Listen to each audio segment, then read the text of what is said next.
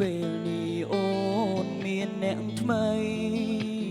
អាយរងបងរីងរៃបានត្រឹមតែមើលថៃចរណៃ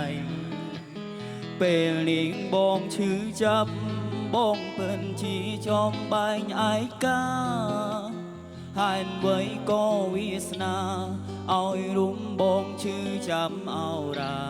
ព្រមតែអូនមានអ្នកថ្មីតស៊ូដើម្បីគេយូរហើយប៉ុន្តែគេមិនដឹងពីចិត្តឡើយហេតុអ្វីទៅហេតុអ្វីអូនមានអ្នកថ្មី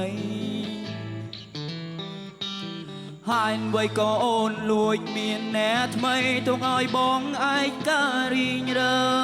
យហេតុអ្វីហេតុអ្វីក៏អូនដាញ់ចិនដាញ់អមេតាបងដឹងពីចិនអូនយូរហើយប៉ុន្តែចិនមិនហ៊ានវិចាព្រោះក្នុងចិត្តឈឺអោរាចាំមើលវាសនាយើងមកដល់តែពេលនេះវាបានត្រឹមកិនព្រោះអូនបានស្គាល់ជាមួយនឹងគេបងពេលនេះគ្មានអ្វីអស្ចារ្យនោះទេ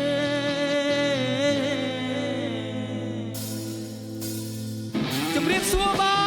ទអរគុណបងប្អូនខាងព្រៃវែងមែនទេ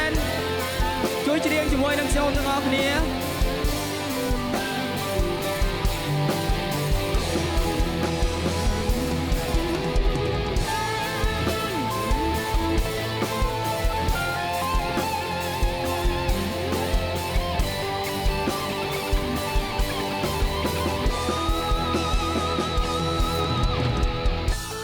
ពេលនេះអូ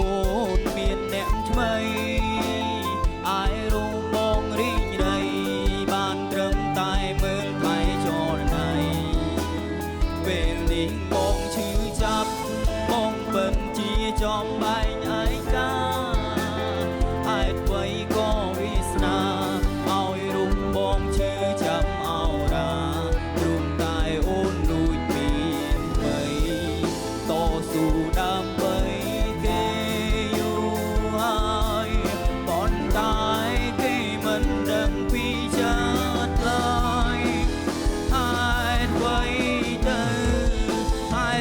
អូនមានអ្នកថ្មីសូមម្ដងទៀតបែនវិញ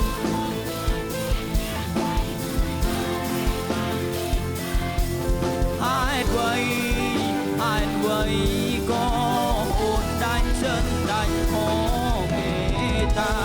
បងដឹងពីចិនអូនយូរហើយប៉ុន្តែចិនមិនហ៊ានវិចាព្រោះក្នុងចិត្ត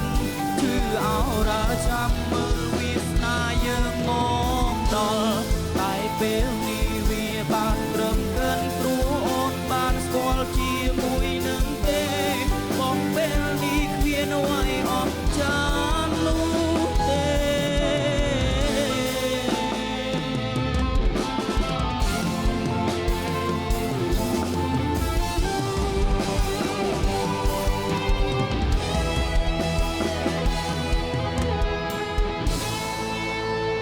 សូមសំឡេងមកទៀតមកបាទ